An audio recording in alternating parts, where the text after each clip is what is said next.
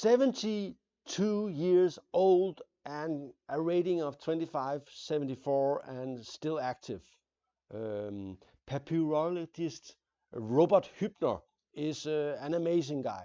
I would love to have that kind of rating when I'm 72. Think about it, 72. That's really 72. That's just simply mind blowing. He was, of course, a very, very strong player in the 70s and 80s. But he's still playing. He's playing in the Bundesliga sometimes. I think he plays for Godesberg or something, and he's playing in the Finnish league from time to time, and in some Switch tournament. So he's still playing and studying his papyrus. And by the way, he's also a very friendly guy, a very polite and pleasant person. I played against him in the Bundesliga, and he was really very courteous. And I kind of think that it's kind of graceful when people can be nice and polite, not like Korsner who's trying to offend you or something. So Huebner is a phenomenon, and I would like to give him a little tribute here. First, with a great story I read on a site called Chess Cafe. It's no longer here, but it was about Huebner and what he does when he wins a trophy. And I think he won a trophy in Havana in Cuba. And he was sitting at the prize ceremony and had this big trophy in front of him. And some I think Canadian guy who wrote the piece came and asked him what he was going to do after the prize ceremony. And he said, "Well, I have this problem. I'm paraphrasing. I can't remember, and I unfortunately didn't keep the piece. But I'm gonna take this trophy, and then I'm gonna go for a walk down to the nice beach harborfront here in Havana, and then I will find a good spot and I will throw the trophy into the ocean."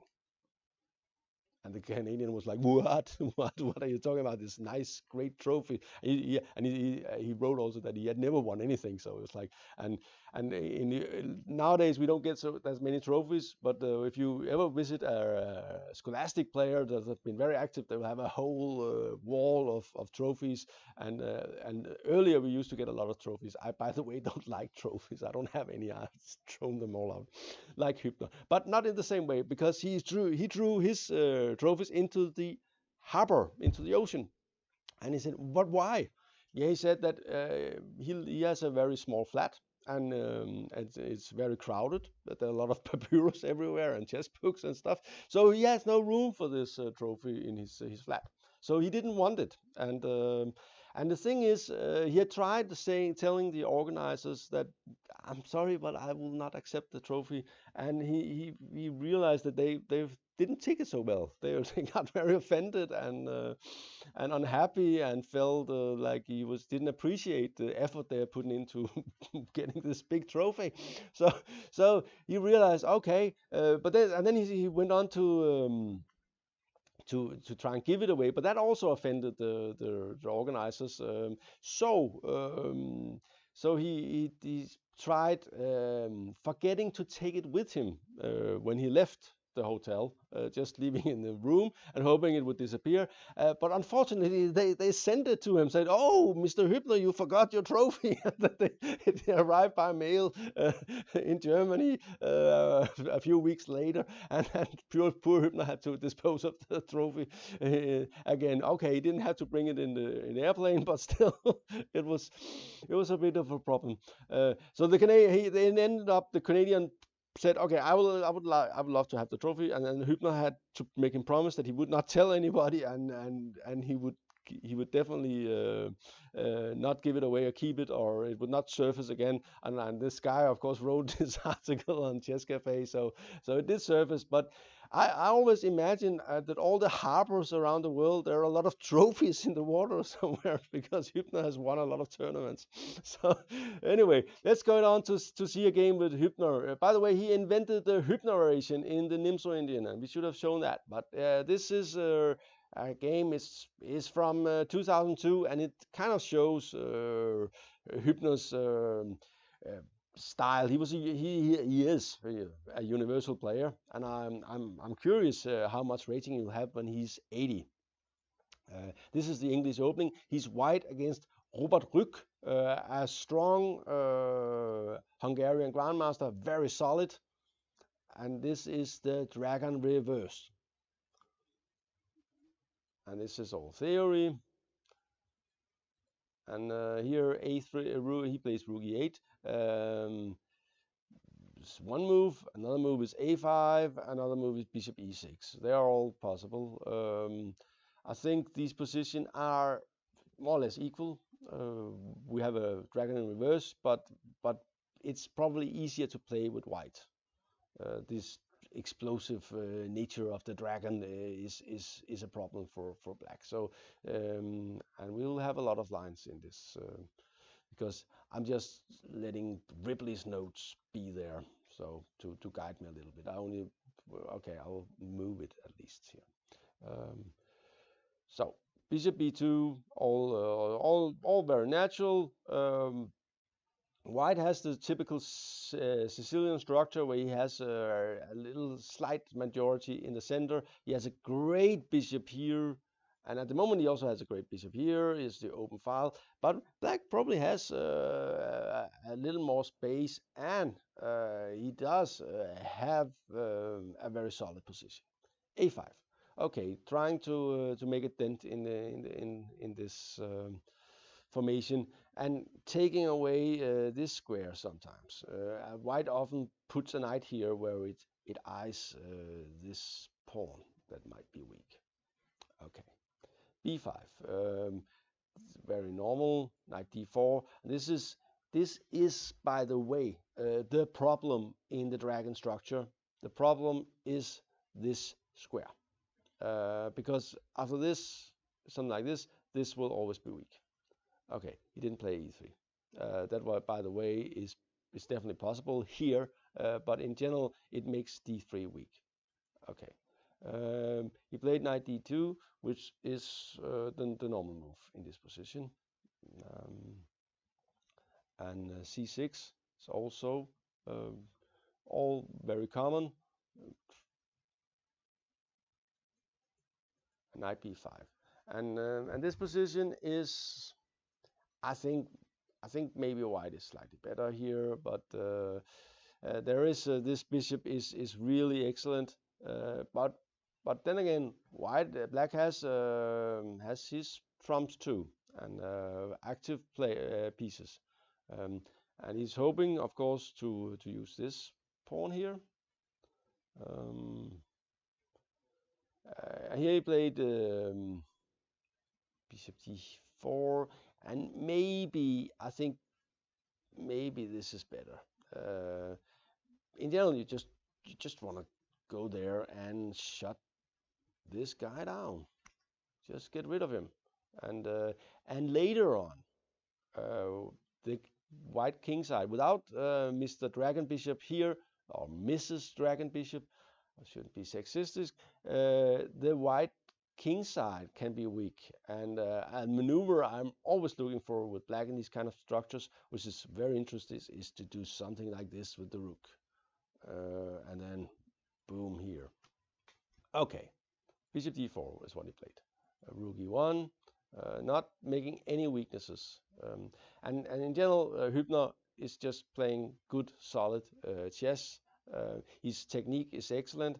Okay, black did manage to connect the rooks. Bishop a1, and so.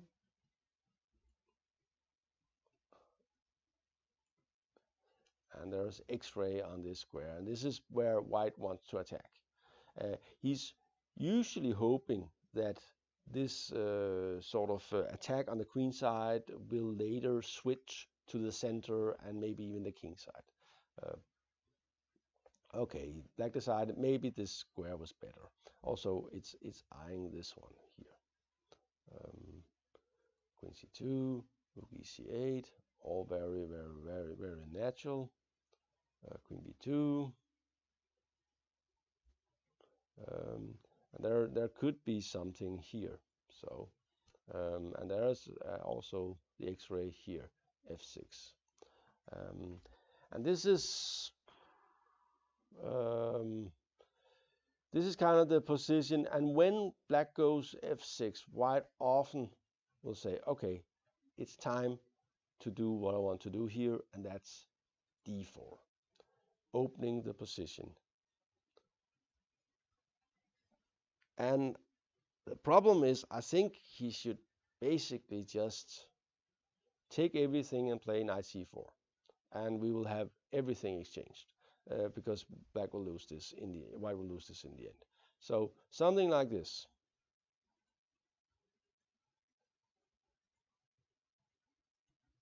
And everything is fine for black.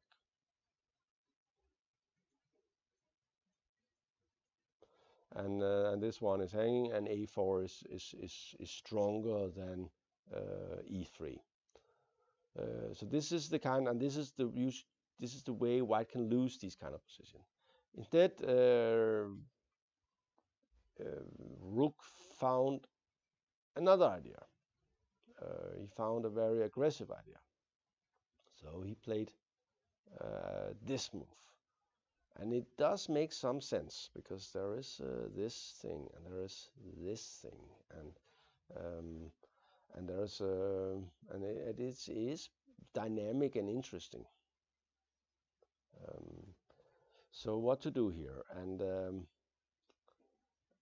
Huebner is ready for the task. He realized also that this knight is not really going anywhere. If he's taking that, then it will be pinned due to all the pieces on the B file. So he realized he can just do this move. And this was probably a big surprise for black. And of course, if he takes here, white will take here, and queen will come. He's the pin on the B file will make sure that this one will be lost again. So he played rook c2. This was this must have been the idea, but I think black has already lost the plot here. Queen d4.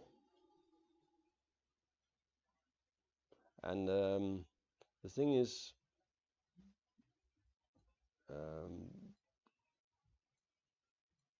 they're both hanging here, but this of course is going to get lost. Take, and getting one of the knight out. Okay, so what's going on, and what should white or black play? And Huebner thought long and hard here and found an excellent move. He probably will have to move the rook. But where to? The first thing is you realize you can't take on f6 because you will take, and then comes rook a6. So that's really annoying. You want to see that? Okay, something like this. And this one is now a problem. And white is not getting the compensation he is hoping for. So Huebner played rook f1. Last move was, I'm just going to show here, just moving the rook. Okay, so what's going on? White is at the moment up a pawn, but these pieces are a little bit clumsy, but black's pieces are clumsy too. There are also some issues for black with some of his pieces and the coordination. He took here, and then came this move, attacking both the rook and the bishop, and again the knight is here, so he can move back, but then he will lose the rook, so he probably have to do something. Again, Rook tried to sort of attack his way out of it.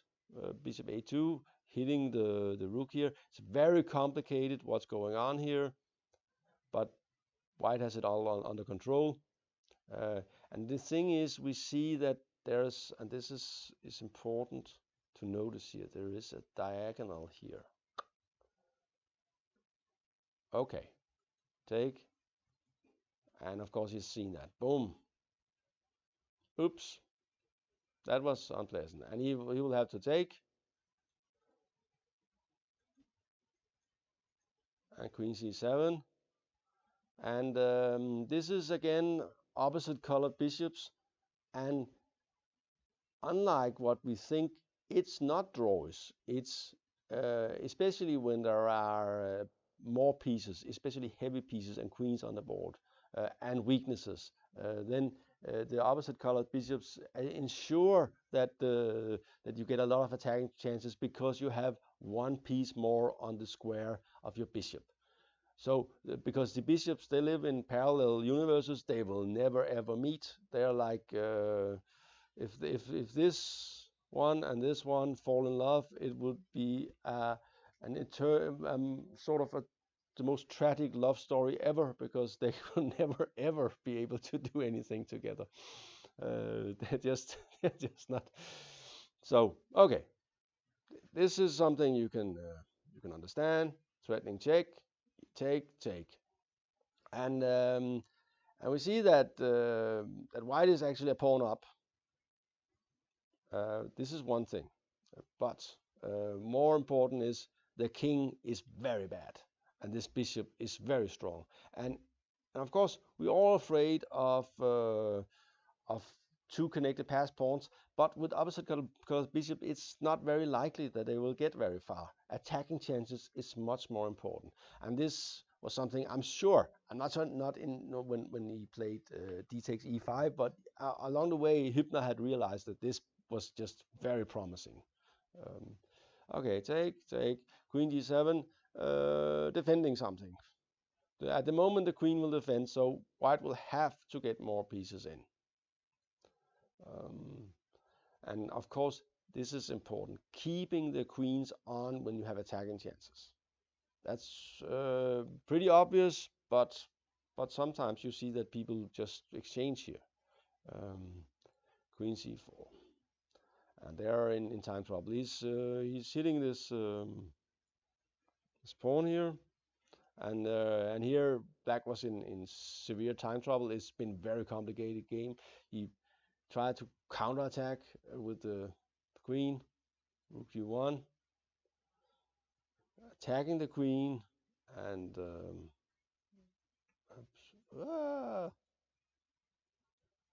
oops, everything goes wrong here. And hitting this pawn. Queen back. Okay, don't take on b7 now, then it's mate in 2. Can you see why? f3, very simple. He's threatening everything. There's no real check. Usually you would like to put the pawns on black squares, and I think Karpov would just have frowned at this f3, but it just wins. Okay, we are now officially 2 pawns up with great attacking chances, and it looks like black is also attacking after this. He did manage to get something, but the king is probably extremely safe out here. So there's nothing really to see here. There'll maybe be a check on f1, and then the king will have to go out. So you have, but we see that at the moment white is controlling this diagonal, so no check will come on the g file. So just bishop e1, threatening mate in 1, king d1, king h3, and you could give one check here, and you would probably go here, and it will be mate next move, more or less, or in a few moves.